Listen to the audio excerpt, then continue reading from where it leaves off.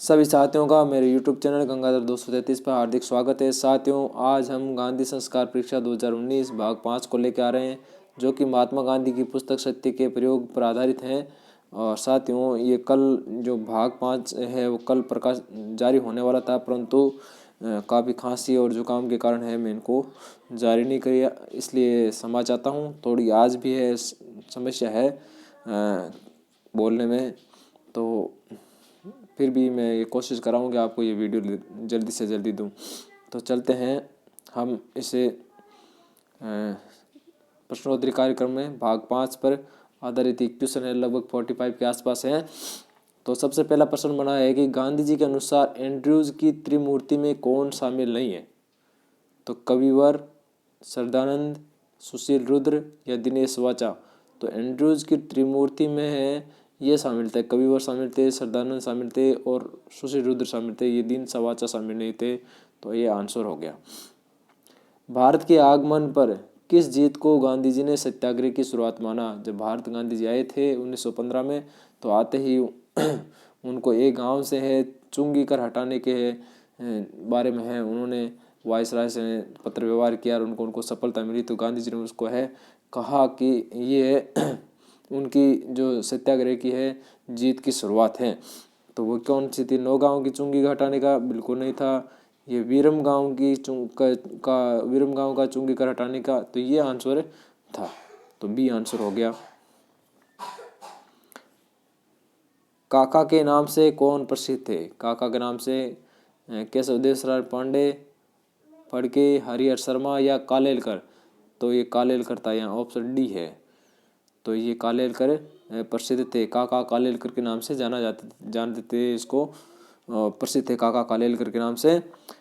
चौथा प्रश्न बन रहा है, भारत के आगमन पर किसने गांधी जी को 1 वर्ष तक देश में घूमने की प्रतिज्ञा दिलाई? तो रविंद्रनाथ टैगोर ने, गोपाल कृष्ण गोखले ने या फिरोज मेहता ने या बाल गंगाधर तिलक ने। तो आंसर था गोपाल कृष्ण गोखले ने। गोपाल कृष्ण गोखले ने कहा गांधी जी को आप सीधे है राजनीति में आए, पूरे भारतवर्ष का भ्रमण करें, उनको देखें, जांचे परखें और फिर ही आप राजनीति में आए। 5वां प्रश्न है, निम्न में से किसको गांधी जी द्वारा दी गई संज्ञा सही है? तो निम्नलिखित में से किसको गांधी जी द्वारा दी गई संज्ञा सही है? फिरोज शाह मेहता को उन्होंने हिमालय की उपाधि दी, बिल्कुल सही है। बाल गंगाधर तिलक को उन्होंने सागर की उपाधि दी, बिल्कुल सही है। गोपाल कृष्ण गोखले को गंगा की उपाधि दी, बिल्कुल सही है। उपयुक्त सभी। तो तीनों ऑप्शन है वो ऊपर वाले सही हैं। तो ऑप्शन हो गया डी। तो उन्होंने कहा फिरोज शाह मेहता है हिमालय की तरह, उनके ऊंचे ऊंचे विचार हैं। बाल गंगाधर तिलक है वो अथाह सागर हैं, उसमें वो पार नहीं पड़ सकते। दोनों ही स्थिति में कहा ये दोनों बहुत बड़ी ऊंची चीज़ें हैं, इनमें इनके अगर विचार जानूँ, उनके अंदर में जाऊँ, उनके विचारों में के अनुसार मैं चलूँ, तो मेरे ये बस की बात नहीं होगी। उन्होंने कहा गोपाल कृष्ण गोखले के जो विचार है वो गंगा के समान है, इस पवित्र है, इसलिए मैं उनके विचारों में डुबकी जरूर लगाना चाहूँगा। तो ये तीनों ऑप्शन सही है।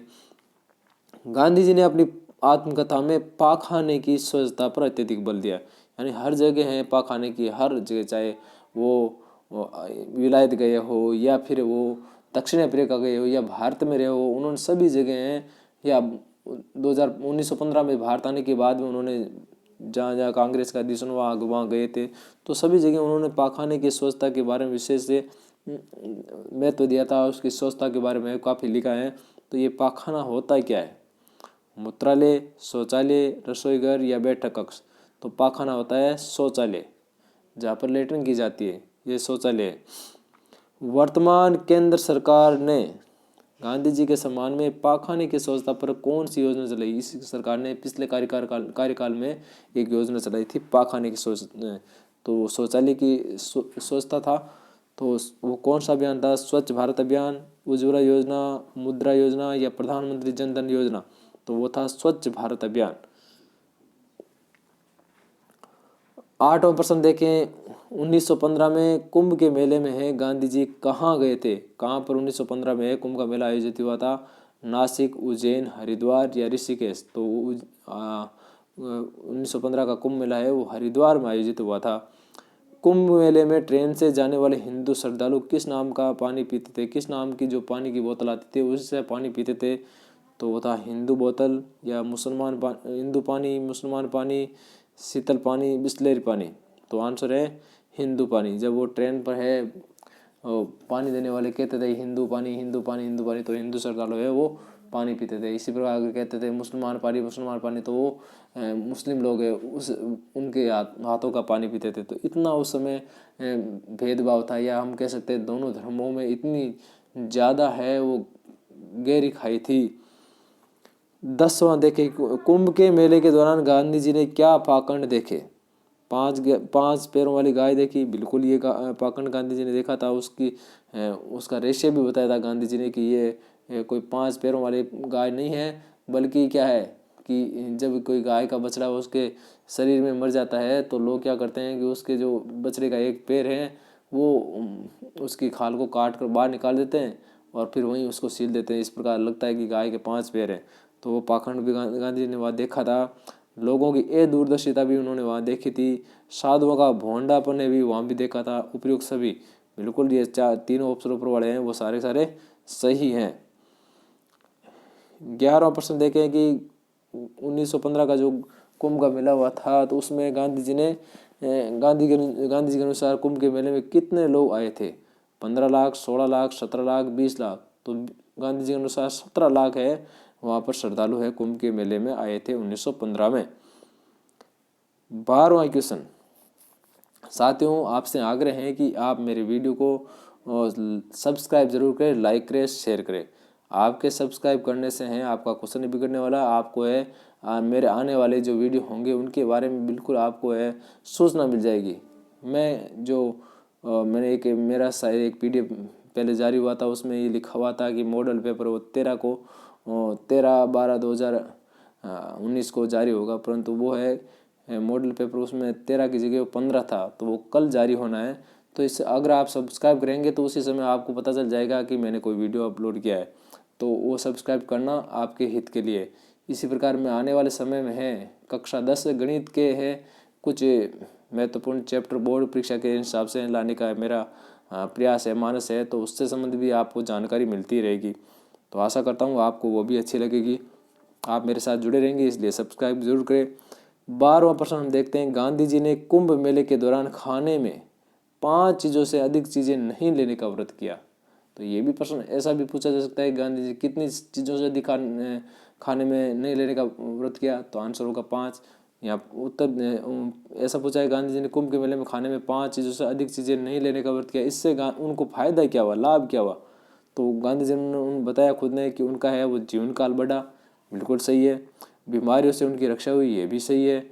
ब्रह्मचर्य व्रत का पालन करना आसान हुआ, क्योंकि ज़्यादा अलग अलग तरह के स्वाद की जब वस्तु खाते हैं तो उनसे वासना भाव बढ़ता है लोभ की या लालच की भावना बढ़ती है, स्वाद की भावना बढ़ती है, रस की भावना बढ़ती है। इससे ब्रह्मचर्य व्रत का पालन नहीं होता है। तो उन्होंने कहा कि मेरे लिए ब्रह्मचर्य व्रत का पालन करना क्या हो गया, आसान हो गया। उपयुक्त सभी, तो सारे आंसर सही है, डी हो गया। स्वामी श्रद्धानंद गांधी जी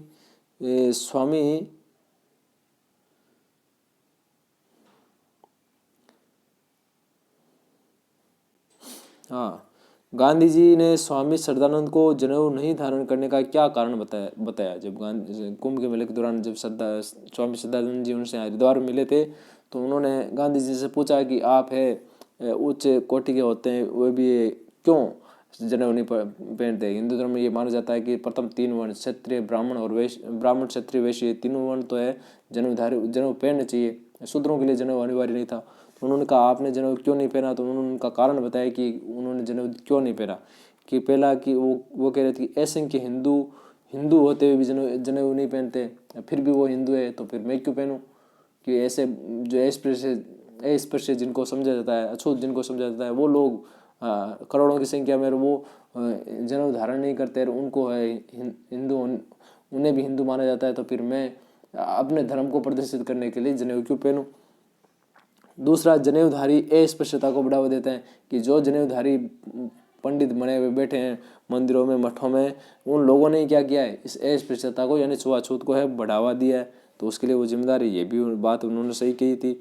कारण ये भी बताया था। जनेऊधारी ऊंच नीच को समाप्त नहीं कर पाए, यानी ऊंचे वर्ग के और निम्न वर्ग के, यानी ब्राह्मणों, क्षत्रियों, वैश्यों का है जो अछूतों के साथ जो व्यवहार है, या ब्राह्मणों का है वैश्यों के साथ में, ब्राह्मणों का क्षत्रियों के साथ में जो ऊंच नीच का भेदभाव है वो नहीं मिटा पाए हैं अछूत ये जनेऊधारी।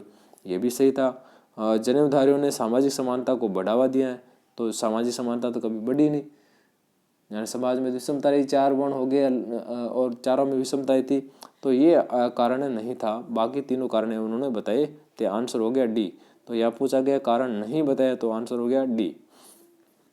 गांधी जी ने सत्याग्रह आश्रम की स्थापना कब की? 25 मई 14, 25 मई 15, 25 मई 13, 25 मई 17। तो उन्होंने 25 मई 1915 को है सत्याग्रह आश्रम की स्थापना की थी। आगे आता है कई बार पूछते हैं साबरमती आश्रम की स्थापना कब की हुई थी? तो साबरमती आश्रम की स्थापना 1917 में हुई थी। और कुछ लोग ऐसा कहते हैं कि वो स्थानांतरित किया था, कुछ लोग कहते हैं स्थापना हुई थी। अभी पिछले साल 2017 में, पिछले साल नहीं 2017 में साबरमती आश्रम के 100 साल पूरा होने पर है, वहाँ पर प्रधानमंत्री नरेंद्र मोदी ने वहाँ का दौरा भी किया था। तो इस संदर्भ में तो हम कह सकते हैं कि साबरमती आश्रम की स्थापना है वो 1917 में हुई थी। 15वां प्रश्न है, गांधी जी ने अहमदाबाद में बसने का निर्णय क्यों लिया? तो उन्हें गोखले ने कहा था पूना में बस जाइए, कुछ लोगों ने उनको मुंबई में बसने का कहा था, स्वामी श्रद्धानंद ने उनको कहा था कि आप ऋषिकेश में बसे, परंतु उन्होंने अहमदाबाद में बसने का निर्णय लिया। क्यों? कि पहला कि वो स्वयं के गुजराती होने के कारण, तो गुजराती थे इसलिए उनका भाषा, बोलचाल, रहन सहन में है वो आसान था, इसलिए ये उन्होंने अहमदाबाद में बसने का निर्णय लिया। सही है ये। अहमदाबाद में हाथ बुनाई का केंद्र, यानी हाथों से बुनाई का केंद्र था, तो कपड़े खादी वाला जो प्रोग्राम गांधी जी वाला था, चरखे वाला, हाथ का करघे वाला, तो वो है उसमें आसानी रहती, इसलिए उन्होंने अहमदाबाद में बसने का निर्णय लिया। बिल्कुल सही है। गुजरात का मुख्य नगर है अहमदाबाद और वो दिल्ली के मार्ग में पड़ता है, इसलिए यहाँ पर उन्होंने बसने का मानस बनाया। उपयुक्त सभी, तो तीनों अवसरों पर वाले सही हैं। आंसर हो गया डी। दक्षिण अफ्रीका में गिरमिटिया पर लगा 3 पॉइंट का कर है कब समाप्त कर दिया गया? ये बहुत ही अच्छा क्वेश्चन है। तो ये कर कब समाप्त किया? 1914, 1913, 15, 1916। 1914 में है गिरमिटियाओं पर जो 3 पॉइंट का कर लगाया गया था, यानी गिरमिटियों को दक्षिण अफ्रीका में रहने के लिए वो टैक्स दिया जाता था, देना पड़ता था, वो 3 पॉइंट का कर है 1914 में समाप्त कर दिया गया। लागू कब गया था वो मैंने आपको उसको पहले बताया था, तो आपको आंसर बताना है इसका कि ये गिरमिटियों पर 3 पॉइंट का कर है कब लागू किया गया था। तो आप कमेंट करके आंसर जरूर दें। गिरमिटिया प्रथा कब समाप्त हुई?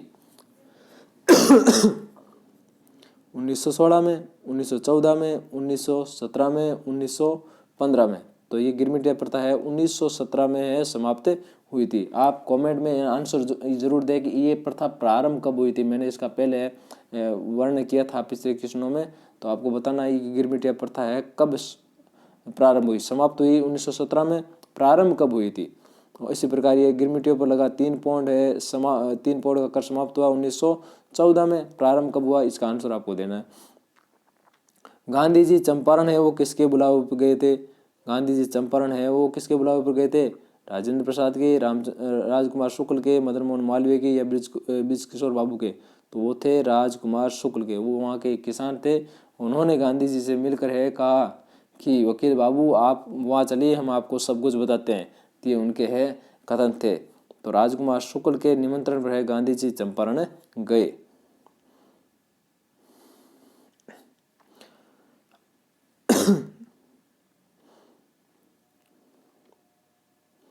अगला हम देखते हैं, प्रश्न बन रहा है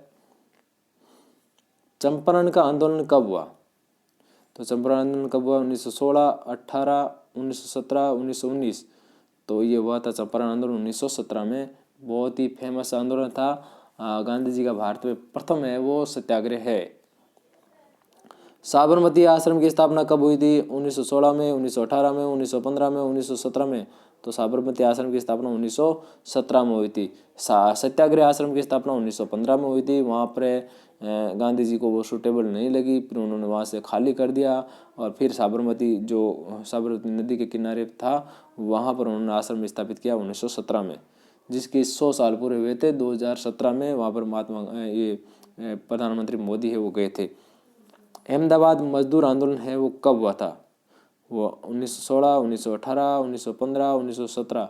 तो गांधी जी चंपारण में थे 1917 में, तब उसी दौरान है उन्हें पता चला कि एक तो गुजरात में है खेड़ा में आंदोलन हो रहा है, दूसरा अहमदाबाद मजदूर आंदोलन में हो रहा है। दोनों जगह से उनको सूचनाएं मिली थी कि आपको वहाँ आना है, परंतु गांधी जी को सूटेबल लगा था अहमदाबाद मजदूर मिल आंदोलन वाला, तो उन्होंने मजदूर मिल आंदोलन की ओर रुख किया था। तो वो 1918 के प्रारंभ में हुआ था। तो आंसर है 1918। खेड़ा आंदोलन कब हुआ? खेड़ा आंदोलन भी कब हुआ था? 1918 में ही हुआ। अब यहाँ पर समस्या आती है, अहमदाबाद ये मजदूर आंदोलन क्यों हुआ? ये जो मिल थी, मजदूर मिल थी, मिल मालिकों के विरुद्ध हुआ था कि इनके जो भत्ते वो बढ़ाए नहीं जा रहे थे। दूसरा खेड़ा आंदोलन कब हुआ? कि खेड़ा में अकाल पड़ गया, जिसके कारण ये वो बात करेंगे फसल का उत्पादन कम हुआ और लोगों ने कहा कि भाई हम जब फसल का उत्पादन कम हुआ तो हमारे जो लगान कर है वो माफ़ किया जाए, तो उसके लिए खेड़ा में आंदोलन हुआ था। चंपारण कहाँ स्थित है? राजस्थान, महाराष्ट्र, बंगाल और बिहार। तो चंपारण है बिहार में। खेड़ा कहाँ स्थित है? खेड़ा है मैंने अभी बताया था, खेड़ा कहाँ है? गुजरात में। खेड़ा आंदोलन के दौरान प्याज चोर की पदवी किसे प्राप्त हुई? सरदार पटेल को, शंकरलाल पारी को, मोहनलाल पांड्या को, अनसुया बहन को। तो ये पदवी प्राप्त हुई थी मोहनलाल पांड्या को। चंपारण आंदोलन का मुख्य कारण क्या था? चंपारण आंदोलन का मुख्य कारण था नील की खेती। वहाँ पर नील की जो 3 कटिया खेती की जाती थी, यानी एक जो बीघा 1 एकड़ होता था वो 20 कट्टों का होता था। उन 20 कट्टों में से 3 कट्टों पर उनको नील की खेती करनी पड़ती होती थी, बाकी पर वो सामान्य खेती करते थे। तो वो नील की खेती करना सभी के लिए अनिवार्य था। तो उस नील की खेती के कारण लोगों का जनजीवन है अस्त व्यस्त हो गया। तो राजकुमार शुक्ल के निमंत्रण पर है वहाँ पर गांधी जी गए थे। भारत में गांधी जी का प्रथम सत्याग्रह किसे माना जाता है? तो प्रथम सत्याग्रह माना जाता है चंपारण को। और वास्तविक सत्याग्रह है वो किसको माना जाता है? वास्तविक सत्याग्रह माना जाता है खेड़ा आंदोलन को। तो खेड़ा में उन्होंने वास्तविक सत्याग्रह किया था। और भारत में उन्होंने सबसे पहले हड़ताल का प्रयोग कहाँ किया था? तो हड़ताल का प्रयोग है अहमदाबाद मजदूर आंदोलन में किया था। और सबसे पहले हड़ताल का प्रयोग उन्होंने कहाँ किया था? दक्षिण अफ्रीका में किया था।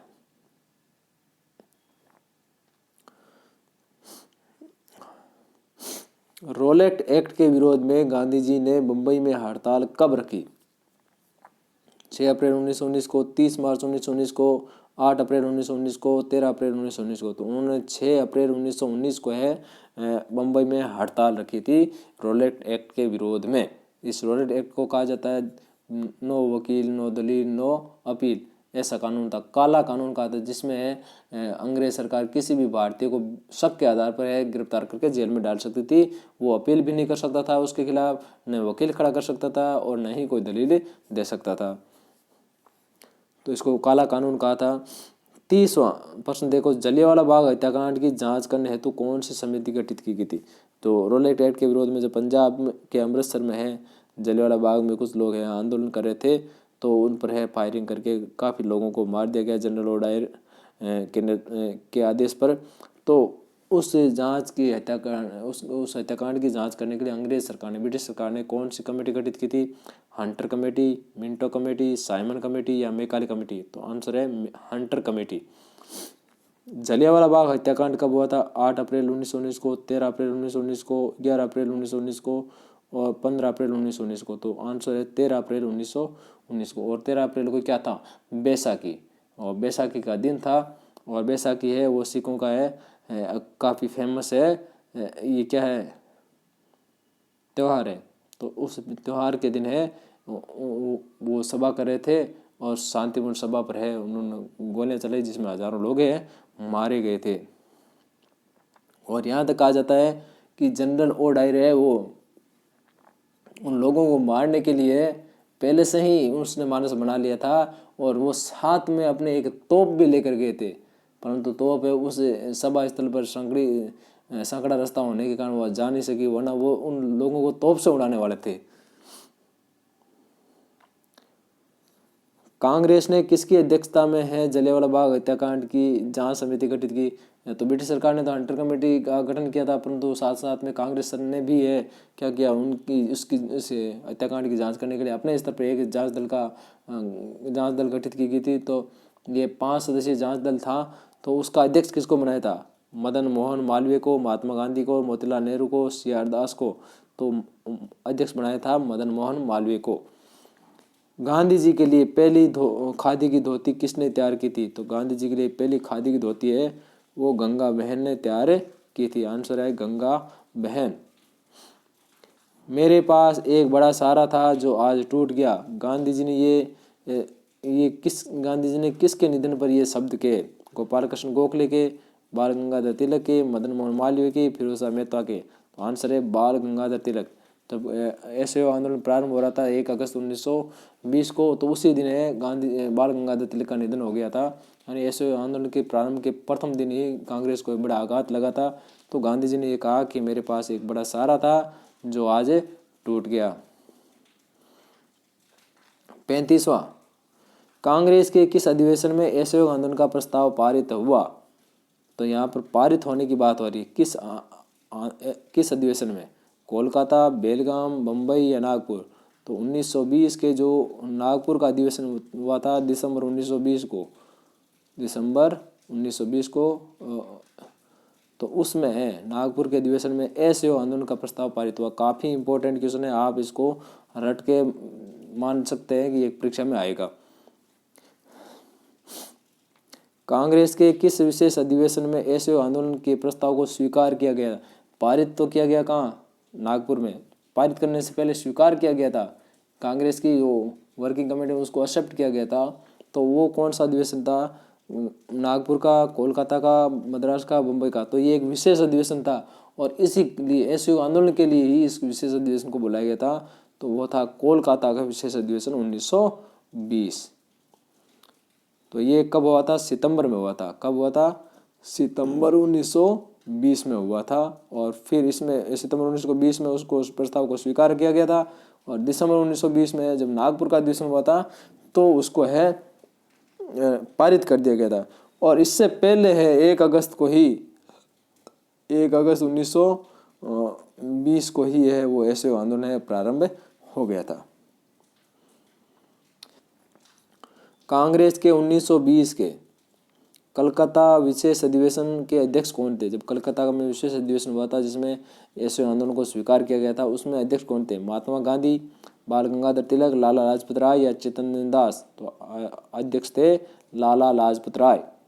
गांधी जी ने ऐसे आंदोलन में किस पर सर्वाधिक बल दिया था? यानी ऐसे आंदोलन में उन्होंने एक तथ्य पर सर्वाधिक जोर दिया था, वो क्या था? संघर्ष पर या अहिंसा पर, रजामंदी पर या बहिष्कार पर? उन्होंने सबसे ज़्यादा जोर दिया था अहिंसा पर, कि अगर कहीं भी इसमें हिंसा पाई जाती है तो मैं ऐसे आंदोलन को पूर्ण रूप से वापस ले लूँगा। उन्होंने शांति में ऐसे आंदोलन का समर्थन किया था कि हमें चारों ऐसे आंदोलन के दौरान शांति ही रहनी चाहिए, कोई लड़ाई झगड़ा खून खराबा बिल्कुल नहीं होना चाहिए।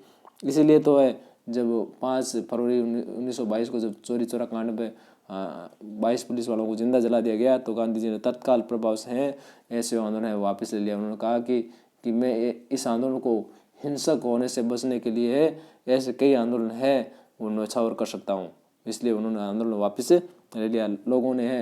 कई लोगों ने, यहाँ तक कि पंडित जवाहरलाल नेहरू ने, सुभाष चंद्र बोस ने, सभी ने गांधी जी की आलोचना की थी, परंतु गांधी जी ने कहा कि ये अहिंसा पर आधारित नहीं था, इसलिए इसको वापस लिया जाता है। सत्य का संपूर्ण दर्शन किसके बिना असंभव है? गांधी जी ने कहा कि सत्य का जो संपूर्ण दर्शन है वो किसके बिना असंभव है?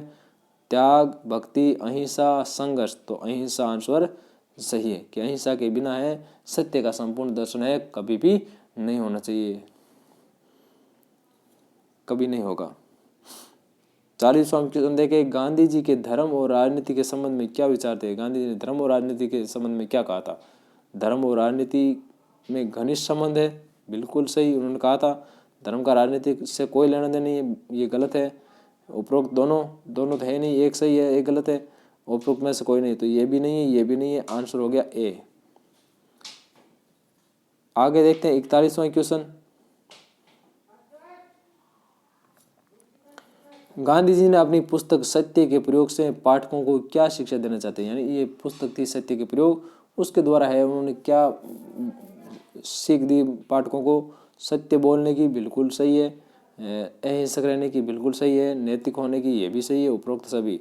तो सत्य के प्रयोग में उन्होंने कहा कि मैंने जहाँ जहाँ सत्य बोला है उसके प्रयोग की बात है, तो बिल्कुल ये सही है। और गांधी जी ने कहा कि सत्य कब बोला जाएगा, सत्य की आधारशिला कब रहेगी, जब हम कह रहेंगे अहिंसक भाव से है अपना कार्य करेंगे, तो ये भी सही है। और नीति यानी धर्म पर है कार्य करने की बात है, उन्होंने कही थी कि हम अपने धर्म का पालन सदैव करें, नीति पर ही रहें। तो ये तीनों बातें हैं इस पुस्तक से हमें सीखने को मिलती हैं। असहयोग आंदोलन कब प्रारंभ हुआ, मैंने आपको पहले बताया था, आप आंसर दे कमेंट के रूप में।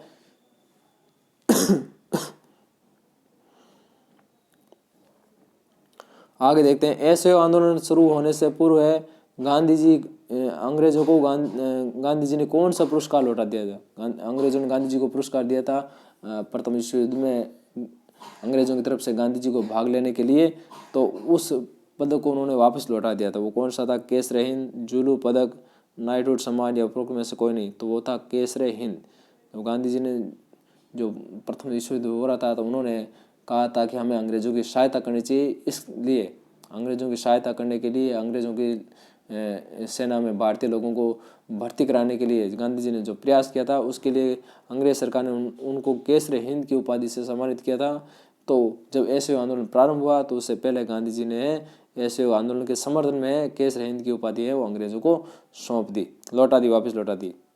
कलकत्ता के विशेष अधिवेशन में 1920 में किसने कहा, अंग्रेजी सरकार शैतान है जिसके साथ